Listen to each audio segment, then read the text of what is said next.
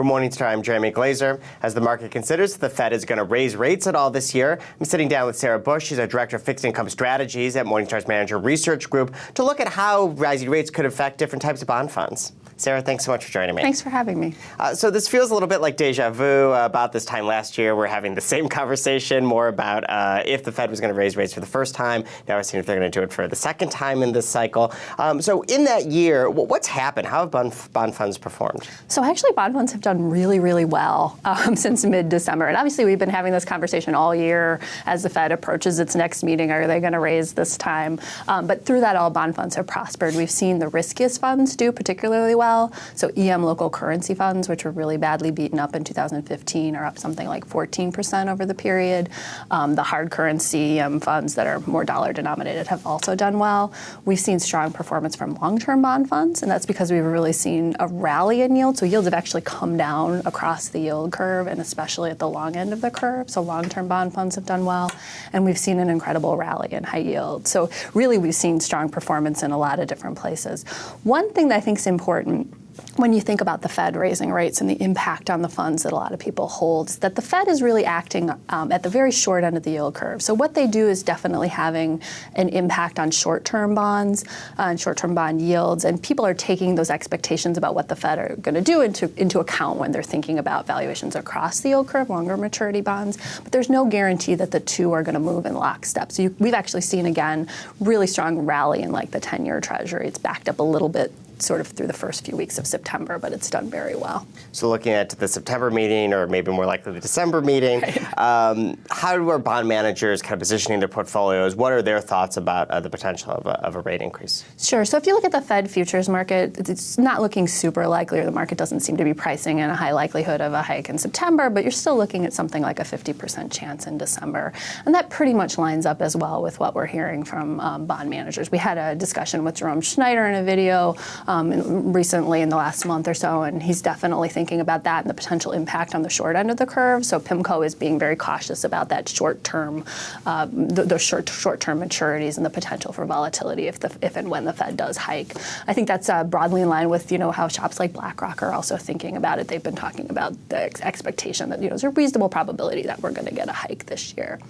What's also interesting, though, and again to kind of go to what does that mean for the rest of the market, I think people are expecting the Fed's activity to be relatively gradual and that they're not going to top out at very high rates. And similarly, expectations out the curve are still very much lower for longer.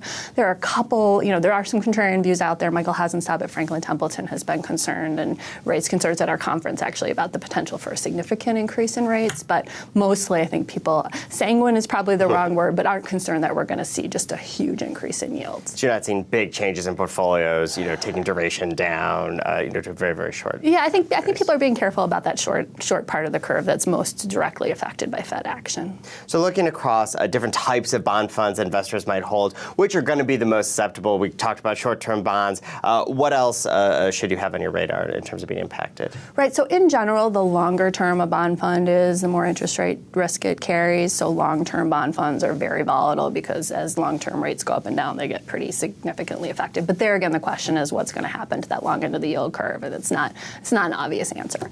At the short end, when you're looking at short-term bond funds, those are kind of the ones that are most impacted by Federal Reserve action, but these are less interest rate sensitive funds anyway, so I think there's a little bit less concern there.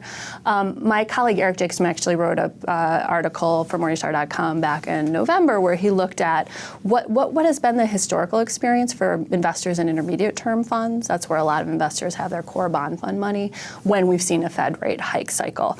And what he found was it actually hasn't been very bad. There have been sort of short-term periods of pain, but in general, investors have done reasonably well. And of course, then once yields start to rise, you're getting the benefit of that. How about high yield? I know that's been a popular category. Yeah, so high yield, I think that's sort of conventional wisdom is that if the economy is doing well, and that's why the Fed is raising interest rates, that high yield should do well because those companies should do well as the economy is doing well.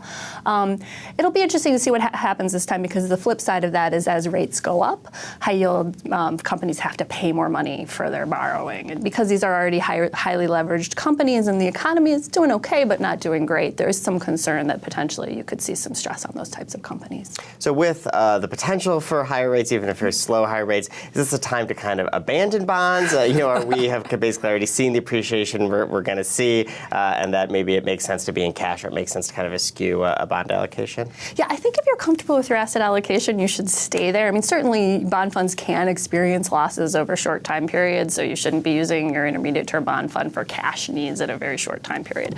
But beyond that, I think people need to think about why are they using their bond funds. Bond funds still provide, really valuable diversification relative to the rest of an equity-heavy portfolio.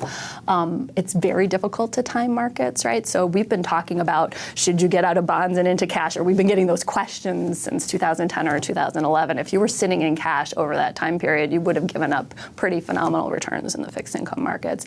And then finally, I just think we got to keep hammering home that when bond yields start to rise, that will start to offset any losses in bond funds and ultimately be a good thing for bond investors. Sarah, thank you so much. Thanks for having me. For Morningstar, I'm Jeremy Glazer. Thanks for watching.